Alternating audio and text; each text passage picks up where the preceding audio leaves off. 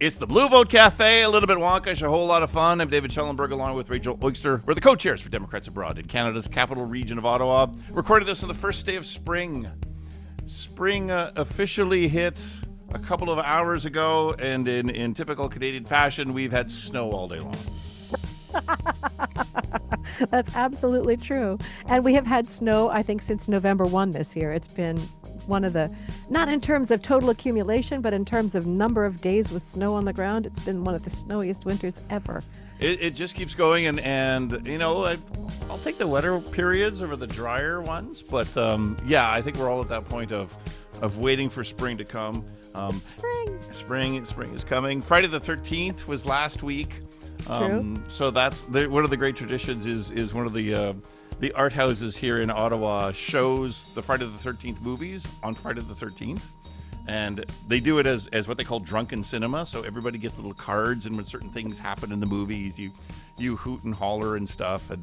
And it was really kind of fun because the people I saw it with are of a generation where they grew up watching Friday the 13th like on VHS and then on DVD and now on streaming. So they never see it in the theater. And they never understood that by the time we got to part 6 of these movies, they are satire. It's funny. It is not a horror movie. But they have sat alone watching these movies thinking this is scary. And it was amazing to watch it in a theater where, like Jason, jumps up and stabs away, and it's the whole theater laughs, except for the people who have spent their entire life watching this all by themselves, not knowing it's funny. It's so. Yeah, no, I'm just laughing. It's so funny you should say that now because I was just in a Signal chat with a group of friends, and I don't know how I got on the subject, but I mentioned that when our first son, was too young, we played him Little Shop of Horrors, and he's sitting there shivering and terrified, and we're like, but it's funny. Don't be scared, honey. It's funny. And there's something, it's ridiculously violent, but it's so campy and silly. And Little Shop of Horrors is one of my favorites as well. Oh, yeah. I mean, there's a big plant that might eat you, so I understand the fear, but yeah, at the time, it took us by surprise. Anyway, yeah, who's with us today, Rachel? Great prelude to today's we'll conversation. have to ask her favorite movies. Absolutely. I'm excited to talk to Nola because we've been texting each other, and I know already this is going to be just a ton of fun. So today we are joined by Dr. Nola Haynes, who is an international relations focused political scientist. She's got special expertise in arms control and international security threats. She's the host of Nola Haynes is Not a Spy on Find Out Media. I can't wait to find out about that. And she's with the Georgetown University faculty in the School of Foreign Service. So welcome, Nola. Thank you so much. I'm so excited to be here. And I love this energy. I was waiting to tell y'all that there have been several International Studies Association conferences in Canada. And I had no idea how amazing the food scene was until I went to Montreal and Toronto, and the food scene is just incredible. I'm a food girl. Yeah. Did you have tourtière? Did you have poutine? I had poutine. Yeah, of course I've had poutine. That's like going to New Orleans and not getting like crawfish or something. or beignet. Yeah, exactly. Oh, we could talk about food for the next hour and never get around to your areas of expertise. And then another hour on alcohol after that. And then we'll finally get around to international security. And then foreign policy. Yeah. I could take a break. I'm not going to lie. I could take a break from that. Good Lord. So, Nola, we already know you're from New Orleans and we know you're in D.C., but we haven't asked you, have you ever lived outside the U.S.? Have I ever? Yeah, actually, when I was an undergrad at UCLA, I lived in Ghana. I studied abroad in Ghana, and that was a very unique experience. That was a unique experience. Oh, tell us a high How and a was low the food? Then. Yeah, and how the food was. Well, okay, so here's the story. So here's the funny part about it. So I'm born and raised in New Orleans, and then lived in California since I was 15. So I'm from New Orleans and Los Angeles.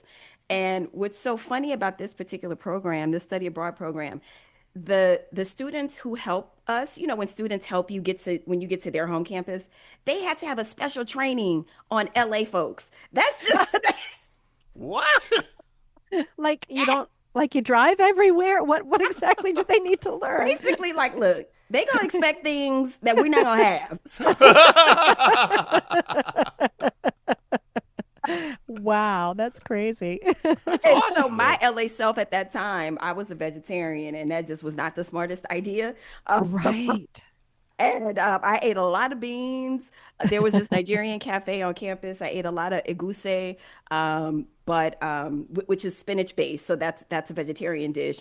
And that Right. was not enough for my little body. Long story short, I wound up getting evacuated out because I got really, really Oh sick no. Oh and wound up no. in London tropical care unit for about 12 days. Yeah. Wow. Because you just didn't eat properly. It was a combination of things. It was a Right. combination of things. Yeah. Well, Yeah. welcome to the world. Right, right. Do you ever feel sorry for sometimes for people who don't live abroad and don't have that kind of adventure? Definitely. There was this, before we did this, I was actually thinking about a trip that I took to Italy a couple years back. And I was thinking to myself, like, girl, what made you get on a train and go to Milan by yourself? Like, Oh what made wow. you do that? You don't speak Wow. Italian. You couldn't read the trains. Like, what was on your mind? Like, And what was on your mind? What led you to do that? I wanted to go shopping in Milan. Yes. Doesn't everyone? Yeah. I mean, And was it a good trip? it was a great trip. Oh my goodness, the cathedrals and the shopping and the Mm, food, and mm. it was amazing. And God and the ancestors must have been with me because I got there and I got back. So I don't know how it happened, but And now you can just I'm here to talk about it. shaking your head over young Nola. That's awesome. Okay, so do we want to get serious? All I don't know. right. Yeah. Uh, Oh, we'll be back. That's true. That's true. We're not going to be able to repress any of this energy. So I mean, we've been talking about living internationally. How did you get interested in international relations? you know, this is a very unique story. So I've been asked this question several times, so I had to think about it before. And growing up in New Orleans, it was a very unique situation.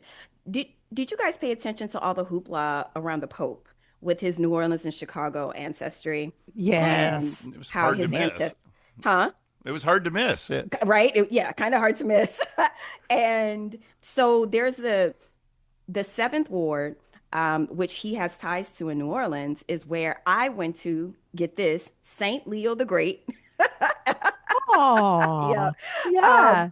and what was so special about that experience was the particular order of nuns at that school. Most of them were from Ireland, France. So I had a very international upbringing in a very black city. So you had these Irish nuns and you had these little black kids watching the French PBS version of cartoons every morning. And it was such a unique, very specific New Orleans experience. And so I got introduced to the world at a very young age. And then my dad, growing up in the 80s, Vietnam wasn't too far from his memory.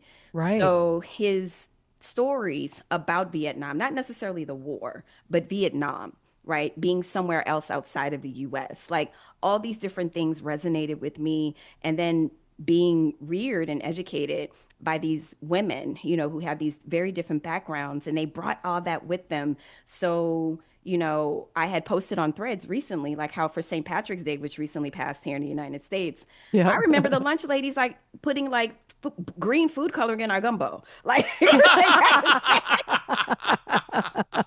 We had so many Irish nuns. But they just opened our young minds up to the world.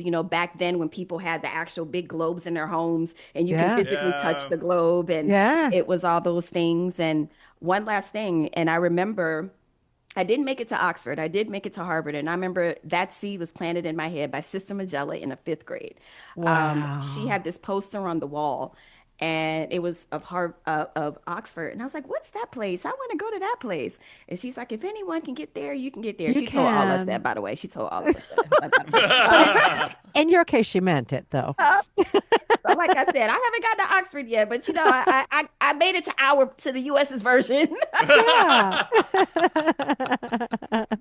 Yep. That's amazing. Yeah. And that globe, now you got me thinking about the globe The globe. and yeah, because I grew up in that house too. There was a globe, Oh, and yeah. then I Like also me remember, too. yeah, when you were in the car on a road trip, had a map, and somebody got to sit in the front and like tick off all the names of the towns that you Yeah. went past. It was fun. GPS, made us boring, but like back then, you could just lose yourself in a globe and a map. At least I did. Absolutely. No, But I you think made me laugh. you also end up Go with a ahead. little bit more of an understanding of how everything's interconnected and what the scale is. GPS is zoom in and out depending on what you want to need to what you need to see. Where maps are kind of always static, and there's a perspective that maps give us that I don't know if computers ever can. Because you gotta hold that thing. You gotta dig down. You gotta like it's work. It's You work. gotta hold it. Yeah, and GPS is turn by turn. It just tells you go here, turn right, turn left, go straight. But in fact, one of my little nieces, when she was late teens, early 20s, once said to me, "How did you guys find your way before GPS?" Thomas Guide, and that was Yeah. before MapQuest. That's right. Have you ever I seen was a one of young these? actress, and let me tell you, in my Toyota Hoopty with that one window that rolled down, it was me and my Thomas Guide riding No air around LA. conditioning. Yeah. Absolutely.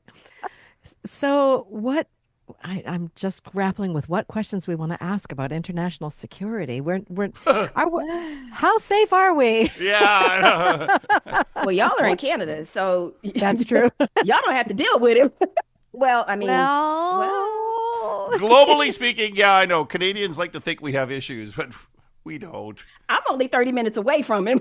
yeah, yeah, So if that's they come right. for him, I might get some of it, Yeah, like, Yeah. but it's, I was here, I was working at Department of State during the Biden Harris administration. And my role at Department of State, I was on something called the International Security Advisory Board. So that's Mhm. kind of like a part-time role. So we would commute in once a month. So I was literally commuting from Los Angeles to DC once a month. Oh, wow. And I can tell you the energy in the city compared to then to now, it's night and day. It is Wow. night and day. The city feels empty. The grayness of summer just feels constant. You know what I mean? Yeah. It just really feels very, very different. It's a layer, it's a thick layer of gray, and it's palpable. We've heard that that's why crime is down is because there's Nobody's nothing there. going on. Mm-mm. Oh, and a Yeah. lot of people have been pushed out too. Mm-hmm. So, Mm-hmm. Mm-hmm. Absolutely. I mean, I'm on something called the International Security Advisory Board. We're not exactly diversity, equity, and inclusion. And this administration decided, not to extend um, our mandate. So, uh, so that means, the board was disbanded. So, yeah. because of the DEI. Well, just because of this incoming administration, unfortunately, anything that was related to Biden and Harris, they pretty much chucked out the window, and they didn't sit down really and do Right. a whole bunch of transition work. And Right. we were doing some pretty important things. And I don't know what it looks like now in the old bureau I was in. Um, and so I couldn't even tell you how they're handling, you know, the issues that we were handling. Can you tell us about one or two of the things you were Yeah. working on that Yeah. So why was it created? I guess is the question. yeah, yeah. Y'all want somebody to come take my clearance away? I'm already nervous that man gonna take my clearance away. Then You don't. want That's me why to I give said away classified secrets? no, no, no. That's why I said, can you? I was Well, fully some of prepared the for you to work. say no. Okay. So Rachel, so to be fair, some of the work was public, but it's no longer on the websites now. But some of our Yeah. reports were public. So we were Mm, doing really important work, like looking at our current security cooperation regime. And that is a not so scary way of saying our arms sales regime. Mm. ah, So we were doing some important work, looking at some of our existing relationships, saying, "Hey, should this still be the way that it is?" You know, ah. Like with so other countries. Yeah, with other Yeah, countries that may not stick to, some of the deals that were made a very long time ago, right? got So, it. Hmm. yeah, we were doing very important work. We were expanding the definition of security. We had something called new security challenges where we included things climate security, where we Yeah. included things like there's a situation in parts of the African continent where because of environmental factors, it has triggered and escalated some terroristic activities. So the relationship Mm. between climate insecurity and terrorism. So we were doing interesting things like that, not just traditional understandings of security that usually means some sort of kinetic engagement or Yeah. some sort of weapon, something involving weapons of mass destruction. So yeah, that's what I do. Yeah. Sort of like lightweight, trivial stuff that who cares if and, nobody's looking at it anymore. Oh my God. It's terrifying. arms control is an interesting one too. Of like, what are the rules of who sells what to who? So arms control, so you would think that arms control would matter for our security cooperation, two different things. Okay. So arms control is about like our treaties and agreements to say, hey, let's not blow each other up, guys. Okay. Yeah. Okay. Yay. That's Like what you mean. Okay. like New Start that Yeah. kind of blew up. Ooh, Yeah. I Yeah. shouldn't have said that. My bad. Yeah. I did not mean that. I'm not No. trying to No. put No. that. I didn't mean that. But security cooperation is something more like, and we literally have security cooperation agreements with like every single country. Like I would always make this Hmm. joke, basically saying like, we ain't got to be that easy, girl. Sometimes you can say no. Talking about the United States, we ain't got to say yes to everybody. So like, keep your legs closed, girl. I mean, we just saying yes to everybody. But anyway, um, so our security cooperation and our arms control are related, but they are different. So security cooperation is about who we directly sell arms to. And there are different ways that deals can be structured versus the kind of rules of the road, the treaties and agreements that say, hey, let's not use those really, really bad, icky weapons. So, Mm. yeah, Yeah. that's my world. Yeah. And I Yeah. teach space security at Georgetown. So that's another version of this that also talks about space weapons. We're actually on the space weapons section right now. Oh, okay. And yeah, so national security, foreign policy it's easier for me to say I'm in national security and foreign policy because when I tend to like drill down on what I actually do, I typically get this response. I was going to ask about your students. I hope they don't look like that very often. They love it. Like Oh, the good. students who are attracted to space security are a unique bunch of students. Like they absolutely love it.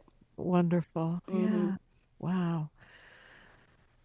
Okay, so I'm not feeling safer than I was before we started talking.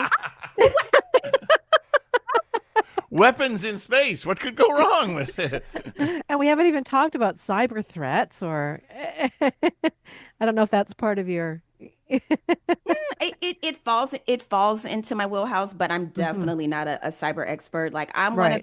I'm one of those folks who believe in expertise, who believe in lanes. Like the cyber folks, they know their stuff. I'm in my arms control lane, and that's what I know. I weapons and war. I'm the weapons and war girl, apparently. That's a hell of a nickname. So you got a job for life. You'll always have find work. Well, you would think that, but honestly, in Trump's America, Black women, we are not getting picked up. Like you would think that. It's actually one of the reasons why I'm pivoting more full time to my podcast Right. because the amount of rejections that I received last year from all the different jobs that I applied to, like it really, I'd never experienced anything like that. It was pretty Wow. intense. Yeah, I Which was is going to ask. bizarre because you've got 100% of the qualifications. Like, who cares if you're a black woman? I mean, well, I've heard it being described as, well, it's not so much because I'm black, but it's the partisan thing. And Uh, in my world, so much of what you do, you have to do with DOD. The last administration, I was in and out of the Pentagon left and right, so, Ah, I don't think I'd be welcome. because you were associated with the last um, administration. Yeah. And I pretty much have 92% tattooed on my forehead. So, there's that. But that just sounds like a prettied up justification for squeezing out black women. I don't know. That's exactly what it is. But you know what? It's I'm not going to say it's okay. It's not okay. It's Hmm. disgusting. Hmm. However, that is not going to stop me. And now I have a microphone in front of me. Yeah. So tell us Us. about that. Find Out Media. This is a new project for you. It is a new project, and it's so amazing because the guys invited me on to the main podcast, and I was on there for 20 minutes. And by the time they were done recording the main podcast, I pretty much got an offer like that night. So I Oh, couldn't believe it. I couldn't believe it. I was blown away. wow. Um, and I was like, is this real? I was like, what? And sure enough, we have incredible support from Act Blue, from William Morris and Endeavor Agency here in the United States. It's an incredible project, and what they were able to achieve with that one main podcast in 1 year has just been phenomenal. And to bring me on, you know, as they are trying to get more men to move to the left. That's the whole goal of Find Out Media, is to get I more was men just to going to move to the ask, yeah, left. what are they Yeah. aiming to do? Moving men Yeah. to the left. Oh, amazing. So Yeah, some of the that's things that great. I talk about, men listen, like most of my audience are male because of, my professional world. Hmm. Weapons in war attracts more men than women. Kinda, Yeah. tiny bit. Yep, yep. Yeah. Yeah, tiny bit. Wow. Interesting. hmm Um, what was I going to ask you? It went right out of my head. Oh, Nola Haynes is not a spy. Why did you call it that? So this is one of my favorite stories to tell. Yeah. It's actually an homage to my dad Oh. because my dad is convinced that I am Jack Ryan. That was actually going to be the original Ah. name of the podcast. I am not Jack Ryan, but we had copyright I issues. am not Jack Ryan, Dad. Exactly. Yeah. Exactly. Oh. And so when I found out I couldn't use it, I like convened the girls. I was like, okay, y'all, I need a new name for my podcast, and it has to have the same sort of vibe. And so I Right. think one night at dinner, someone said, Nola Haynes is not a spy. And at first I was like, no, that's a mouthful. I don't know. And then I started saying it again. I was like, wait a minute. Hmm. Kind of like it. And then I tested it with some friends, and they were like, oh my God, that's it. And it's your name, not a man's name. So, Yeah. Ah, of Good course. point. Yeah. Yeah. um, yeah, so Nola Haynes is not a spy. It's a joke between my dad and I. And like I said, he is convinced that I am Jack Ryan, and it does not matter what I do to try to prove that I am not. I think that's wonderful. And what is the goal of the podcast? What have you talked about so far? So we do interesting things on a podcast. So it is a beautiful gumbo and jambalaya of security, politics, and culture. So for instance, I had this exciting episode with two two men who are kind of like they are pioneering voices in the hip hop community. And the Ah, reason why I wanted to talk to them, first of all, I'm a huge hip hop head. I'm a hip hop girl. And a lot of the black men that moved more towards the right in the last election came from that demographic that listens to rap interesting. and hip hop. So I wanted to talk to the two guys that I know that could have a policy and politics conversation about it, about why they think more black men move to the right, and do they see that trend Right. occurring now. So, we're doing things like that. So, in some ways, it's an election security conversation because there's all these things going on with, voter suppression and all these things that's happening here. But Yeah. really and truly, it was trying to get to the bottom, trying to understand, why did more black men move to the right in the last election? And are we facing the same thing? So, we're doing interesting things like that. I had a great interview with Harry Dunn. Who are you guys familiar with Harry Dunn? No. He was one of the January 6th officers, the big, we call him Teddy Oh, Bay here in the US because he's a big black guy. And he's yes. he's running for office, He's right? running for Yes. office. As Teddy soon Bay Yeah. as is you running said for January office. 6th, I went, oh, I know Teddy who you're Big. Uh-huh. there. Teddy Bay is running for office, and we had the best conversation. And what That. I do on the podcast is I kind of bring in national security TV shows and films. And so it's like, Commando or Rambo, Right. or which Law and Order, that kind of Right, thing. right, right. Yeah, so bringing in that kind of culture element to kind of help some of these hard topics go down a little easier.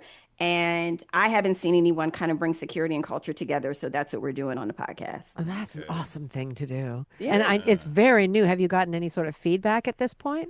We launch next week. Oh, you Oh, haven't even launched yet. We haven't launched it. Oh It's my already getting goodness. buzz. Oh my goodness. Oh, can't wait. Yeah, I'm excited. And I am so excited. I have two upcoming interviews, one with Representative Summer Lee, who is kicking butt with the Epstein files, and Representative Lauren Underwood. Like, I am so excited Oh, about those upcoming interviews. yeah. Oh, fantastic. Mhm. Oh, I'm so excited for you. I can't wait. mhm. And we're talking about Bridgerton with Representative Underwood. Like, she was very clear that she wants to talk about Bridgerton. So I'm going to talk about Bridgerton through a foreign policy lens.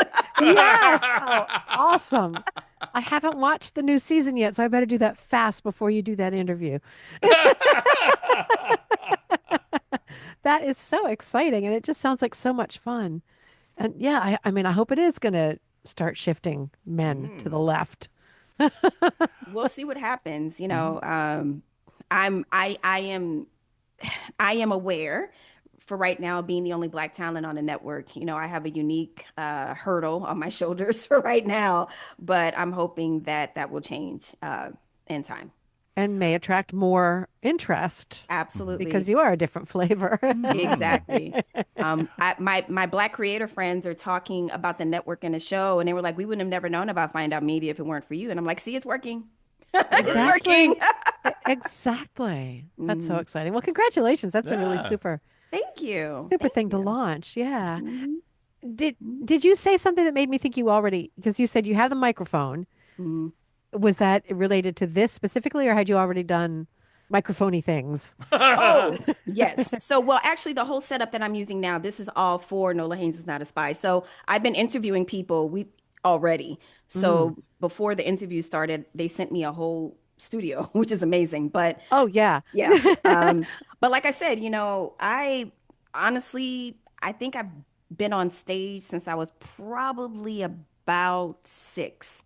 Yeah. Um, been in front of a camera probably since I was about 10.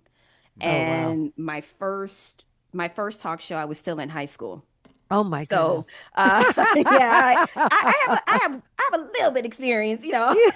Some comfort for sure. Yeah. But this is your first podcast. I had a show. I had a show called Nightcap with a Huh. group called Persist, the Persist Network, Right. which was a group of women. We were formerly a coalition women for Harris Walls. And Right. then after the election, we were like, what are we gonna do? Yup.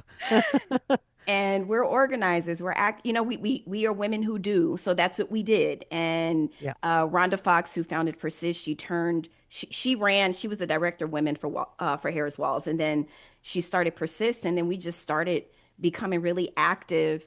And then from all of the activity, we broke news the night that Senator Cory Booker did his 25 hours. I was All one of the right. first 3 people to see him after he came, off the floor. Oh, wow. When Senator Booker and Hakeem Jeffries did their sit-in on the stairs in front of the Capitol, I was there, Wow. breaking the news. So that kind of stuff got me my own show on Persistent. It was called Nightcap, but Okay. it kind of faded away. It was kind of we didn't get the funding support that we needed, unfortunately, and so Nightcap just kind of faded away. But I was able to kind of reintroduce myself to folks and being in front of a microphone again because I did not see this on my bingo card. This is not this is not why I moved to DC. Right. That's awesome. Wow. All right. What else do we want to talk to you about? Well, everything. Yeah. My turn. I got a question. Your Me. turn. Go, Yeah. David. I've asked this on the podcast before, but I'm curious to get your take on it. When you talk about the left and the right, sometimes I think those terms kind of evolve over time. So moving men to the left, like what are the issues? What are the left? What are the things on the left that men are getting wrong? what are things that men on the left are getting wrong, or what or are not things? understanding? Like, how do you define left and right Got in you. 2026? Well, I think right now, right, and I don't know if this is fair, but the perception of the right is pretty much MAGA. Yeah. So anything that is not, right now, like, come on over, y'all. But the definition of the right, free enterprise, No.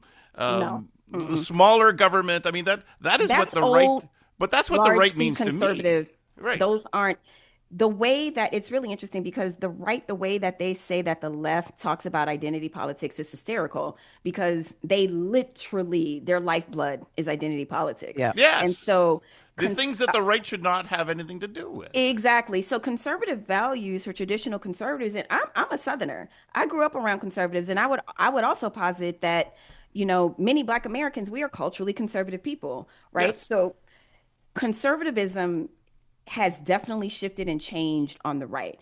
Things like small government, limited government, and all the things that they used to believe in, fiscal responsibility. Trump is such a unique actor in all of this. So many of them will wrap themselves into pretzels trying to get on board with whatever he dictates, which is Mm. so far removed from traditional and original conservatism. I mean, our debt has exploded. I think it's at like $39 trillion or something ridiculous like that Hmm. in terms of overreach, in terms of no transparency, in terms of starting wars and bombing. I think we're up to 7 countries now.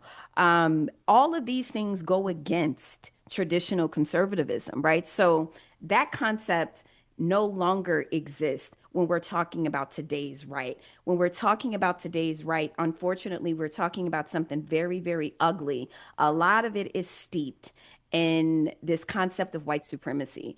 And Yeah. white supremacy doesn't mean white people. White supremacy means that the thing that you want to aspire to is whiteness. And that could look any sort of way, right? Power, access to power, being close as possible to power, and you will do anything to get it. So it's this really kind of nasty, ugly space that we're in. And Trump's policies doesn't help the situation because where conservatives used to say once upon a time, we're not racist, we're not this, we're not that. Trump's policies, especially the scuttling of diversity, equity, and inclusion, that was literally his first act, when he got in this time. And I want to remind people his first act when he got in office the first time was those racist travel bans. That's right. Hmm. Hmm. Yep. And the Republican Party traditionally has. I mean, if you really go back in time, the Republican Party is not a racist party, but somehow, some way, that they've really gone off on a weird tangent. I wouldn't say that they were all racist, but they tend to attract racists. I mean, as a Black woman, I have a very different perspective. Sure. Uh, you Yeah, know, absolutely. because for me, it's about policy. I base who you are on your voting record. That's why I'm not one of these Dems that kind of want to just welcome the folks who turn on Trump. I mean, look at what happened to Michael Cohen. He went back, right? My Hmm. thing is, okay, like even with, this whole thing with Marjorie Taylor Greene and Rand Paul, but still your voting record reflects that you vote harmfully, towards certain communities. So that's what I pay attention to.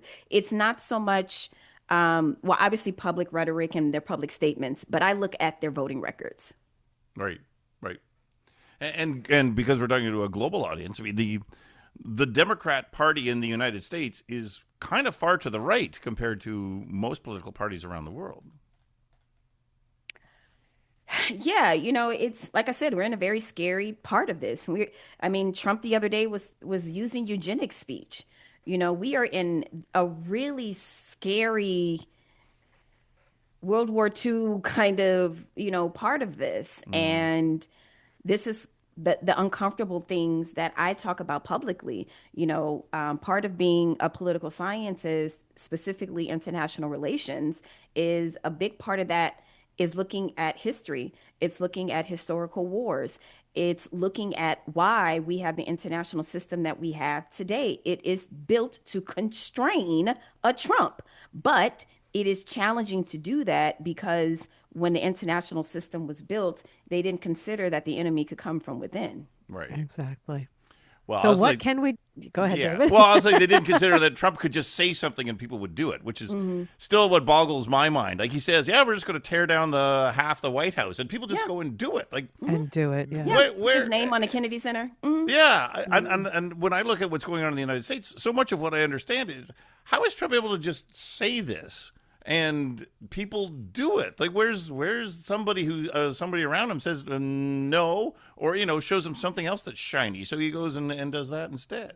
Well, the second administration, there are no adults in the room. It's a reason why he's having a hard time letting go of his loyalists. They clearly suck at their jobs, but Yeah, they are loyalists. So that's what matters to him. He can dictate to them what he wants done and they will do And it, they do right? it. And then part of the strategy is to overwhelm, overwhelm, overwhelm. Americans, we are so overwhelmed.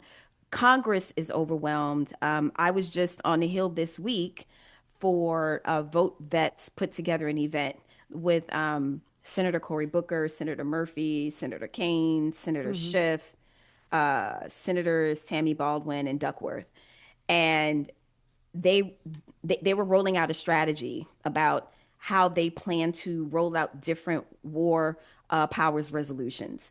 And basically, the strategy is to name, shame, and blame, to force them to vote, to force them to look Americans in the eye, especially our military, and say, we're sending you off to fight in a war that we don't know why you're fighting in that war.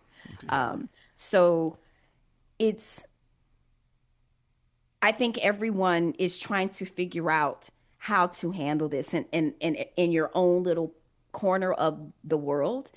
But the overwhelming piece of it, I mean, we are bombarded with things day after day. I mean, five things can literally happen in one day, right? Absolutely. That's And part of the it, strategy. yep, to exhaust us. And that's exactly what I was going to ask is what can we do? What can we do around the world and at home, given that we are where we are and we don't want to be here? Name, shame, and blame. There was a situation that happened a couple years ago with Russia. Uh, the United States got intel that Russia was trying to, oh God, I'm going to scare your audience, that Russia was trying to put a nuclear warhead on a satellite in space. I bring that up because one of the tools that the United States used was to go to the international community and say, hey, this thing is happening. Hmm. And not all of the countries involved were are spacefaring countries. However, there were countries that came on board to say, hey, we see what you're doing, right? And this is not okay. And so, of course, Russia said that's not what they were doing. Yeah. Name, shame, and blame can work. Hmm. And right now, I would say that that campaign is designed to help for November. I think everyone is really focused on November and trying to do what we can do in our own corner of the world to make sure that voters turn out because there Yeah. is a huge, you know this, there's a huge voter oh, I know. turnout problem. Yes. And I'm less interested in going after Trump's core 30 because that core 30 ain't going nowhere. Let's focus on the folks who didn't get up and go out and vote. Yep. Absolutely. And that goes, I was going to say double. It's more than double for citizens living around the world because so many don't know they can vote. So many don't know Hmm. how. So many don't know it's super easy and they should just go do it. Votefromabroad.org. Hopefully, that right continues. Well, let me know how I can help to get the word out seriously because I don't think a lot of people do know that actually. No, it's true. A lot of people don't. So thank you. Yes, we will. I mean, um, have our chair and comms director on your on your Yeah. podcast. Hmm. We talk Absolutely. about that in Canada all the time. The amount of people who have the ability to vote in U.S. elections, but who And just never don't. realized, never realized, or never could figure out how to do it. Yeah, because we think there's, well, the numbers, it's impossible to count, especially in Canada where we look and act and sound the same pretty much. Americans just melt into the woodwork in Canada. But there might be 600,000, there could even be 1 million people eligible to vote in Canada. Yeah. If we got 10% of them out, that would Mm. That's huge. transform the US. Yeah. What's the usual percentage? One, Oh. I maybe one don't percent. know. I don't actually know. Yeah. Well, it's also hard to count those because they don't all vote through Democrats abroad. Some of them, Oh, right? They're okay. counted in different packages. So Hmm. it's very hard very hard to figure that And out. and it is amazingly clunky. You have to request it. You have to print this out. You have to put it in a piece of paper. Put it in an envelope. Depending on your state, you don't always Yeah, have to print it out, but yeah, and put stuff in the mail. Like, oh, putting stuff in the mail. well, So and it's is the post office going to survive? There's Yeah. the yeah, question of the week. I Uh, saw something yesterday that they only have funding until 2027. I saw that yeah, yesterday too. Hmm. yeah. Yeah. It's horrible what's happening. Just so many institutions are, we're celebrating 250, but I mean it doesn't well, first of all, the What? UFC fight that's going to be on the lawn of the White House. Mm. I'm sorry, like people listen, this administration is ghetto as hell. I'm gonna just go ahead and say it. From that Yeah. tacky gold in the oval to having that UFC fight on the lawn. Yeah, it's This is the unseemly. ghettoest administration that has ever existed. And people were worried about Barack Obama's tan suit. Oh, I know. I know. Trump got baby mamas. I mean, it's a reality show. He brought reality TV to the White House. Oh God. Feeding people Yes, it's McDonald's. Do you know how ghetto Yeah. this is? absolutely. Don't Yeah, feed people McDonald's at the White House. but you're right. That definitely colors our feelings about the 250th. In the ordinary course of things, we'd have a celebration here on 4th of July, but Mhm. It doesn't feel Oh, the same. all it those does not tanks feel the rolling up same. the streets of DC was Oh, like, stop. what was that? And 8 people showed up to watch. Him wanting to be his friend Lil Kim. Yeah. Oh, jeez. Good Lord. We haven't heard from him in a while. I'm a little nervous. He might start piping up soon. North Korea's not getting enough attention. Oh, he's been a little quiet. Yikes. Yeah. Yes. Yeah, he And did that's show the up kind the of other thing day. you He took his watch. daughter to a driving range. They were testing out some new North Korean guns. Of course. Okay, well that Oh, that a sounds about shooting right. range. Yeah, Driving yeah. range That sounded sounds like about golf to right. me. No. A shooting range. Oh my goodness. All right, so Yeah. let's change the subject. I want to just Mhm. because something popped out of one of your bios that I was looking at earlier. Women of Color Advancing Peace. Can Mhm. can you tell me about that? It's not a Yeah. group I've heard of, and I'm curious to learn more. Okay, so I teach at Georgetown, and I'm also the chief strategist at Women of Color Advancing Peace and Security. It's an organization that I've been a part of for years. It was founded by Ambassador Bonnie Jenkins, Ah, who was the first Black Undersecretary of Arms Control and International Security at Department of State. And ah, so I just to sit under her and be able to learn from her, it's just amazing. So that I love being in the nonprofit space. I will say right now is very challenging, yeah, especially for some folks who get the Trump administration has a huge uh, grudge against anything related to George Soros, and Mm. so we we we get funding from them, right. and that's just a way of saying that a lot of um, this space is under attack. And even more so, first of all, we have women of color in our title. And then we're Yeah. also getting part of our funding from Soros. So right now, we're just trying our best to keep our head afloat. We have a gala in June that we hope that, the community will really come out and support because the funding has dried up. A lot of the things that we did was around arms control. And then there was this retreat from arms control, and then a lot of funding went into climate. And now there's this retreat from climate, and everyone's doing AI, specifically inclusive AI, just all AI, everything, right? So Right.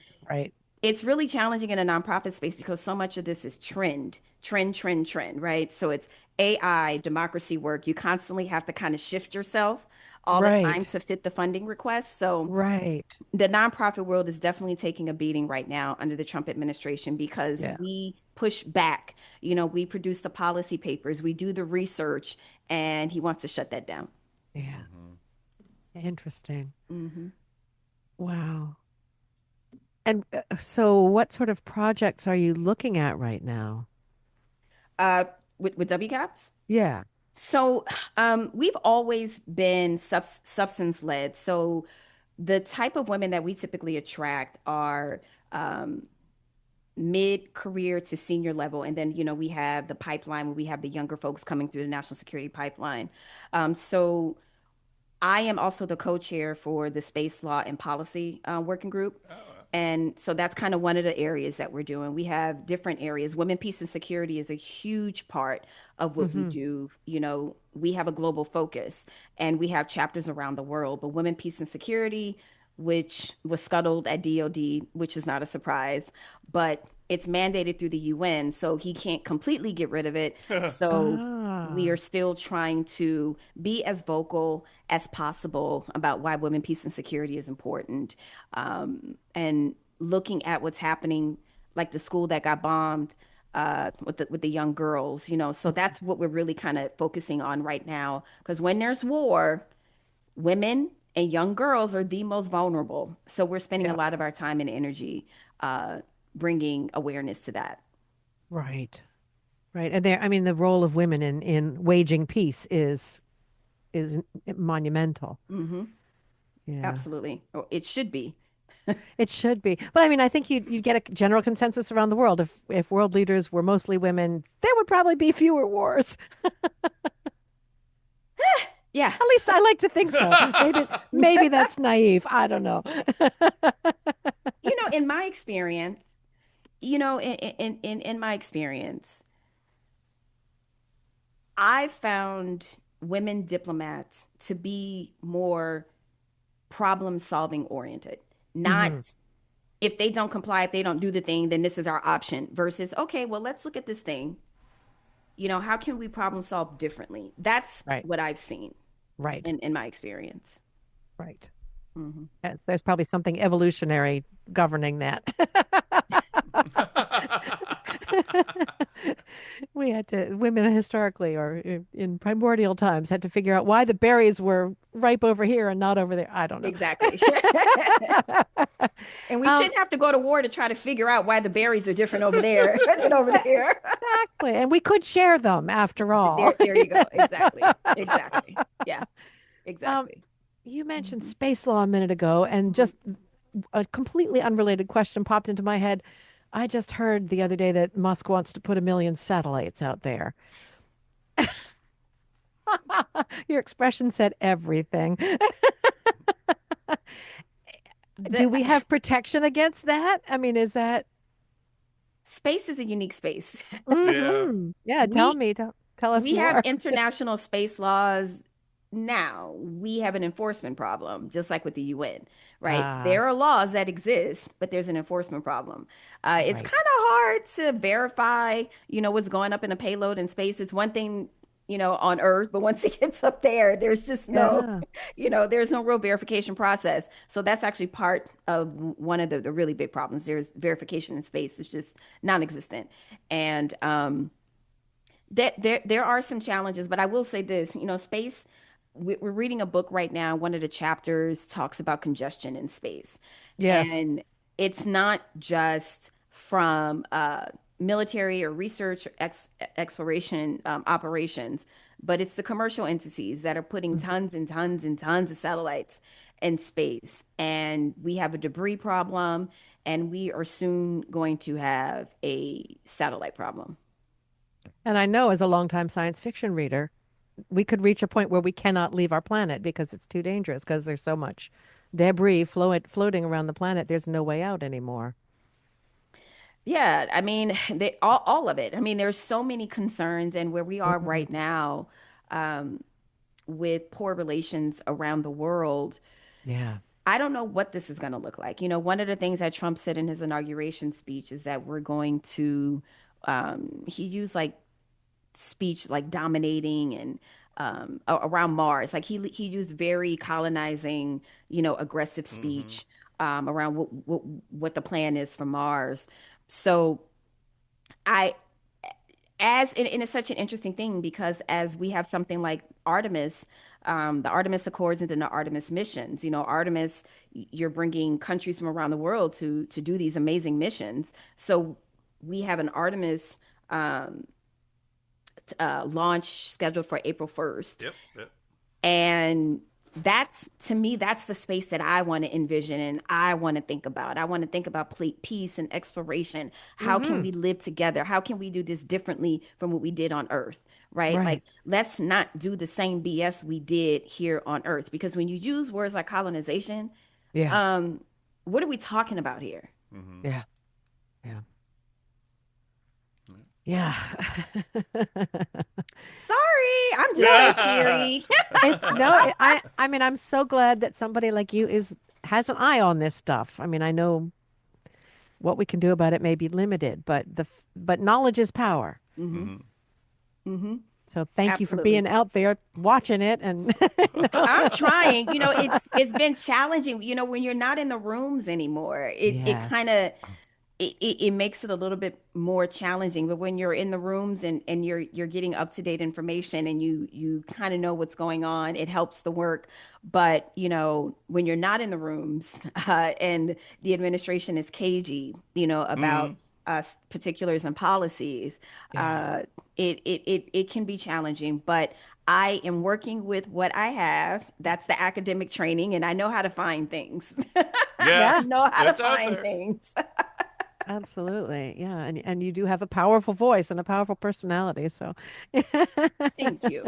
yeah. My mom would be very happy to hear that. Mom, you listening? That's you. Oh, she passed it on to you. She did. That's Oh, awesome. she did. My mom was jumping out of airplanes in the army trying to figure out why she had to cut her nails down. And she's like, Oh, why can't bless I wear her. lipstick? Like my, my mama, one of a kind. Oh, she sounds amazing. I have this one story. This is one of my favorite stories about Oh, mom. do When tell I us. when I was in elementary school, this was so funny. So, um, there at that time, I think we were still wearing just white blouses and blue skirts, and my mom thought the white blouse was a little too boring. So she takes me to this boutique called Ruffle and Ready, where I used to go shopping as a kid. And she Oh. gets me these white blouses with these huge French bows. She sends me off to school. And the nuns are like, Mama, this is not regulation. She can't, this isn't regulation, honey. And she was like, well, I'm just trying to like give it a little bit more, just jazz it up a little bit. And so she tried it like two more times before they were like, okay, she really cannot come to school wearing these blouses with these French bows, mama. And so I think my dad got involved at some point and the French bow stopped. But that just gives you a little insight into my mama. I love that. So, Nola, thank you. Thank you so much for all you do and for talking with us today. This has just been a real treat. Absolutely. I really enjoyed my time here. I wish I had a little bit more time, but I do have to run out for Shabbat. Yeah. We are gathering to talk about Henry Louis Gates. I don't know if you have your eye on this in Canada, but he did this wonderful program about looking at the relationship between Black and the Jewish population. And so that's what I'm going to go Oh, do. that's wonderful. Yeah, yeah. That's a very good thing to look at because the Yeah. relations used to be so close and they have Yeah. become strained over the years, and we need to put that back together. Yeah. Well, Yeah. thank you for doing that. Of course, of course, of course. And have a great time there. Awesome. All right. Oh yes, I need to say my end of podcast words. I have to scroll down here. If you live outside the U.S., please register with your voting state at votefromabroad.org every year. Do it now. To find all our episodes, go to democratsabroad.org and look for us in the drop-down menus. I'm Rachel Oigster with David Schellenberg in Ottawa, Canada. Thank you for listening to Democrats Abroad, the Blue Vote Cafe.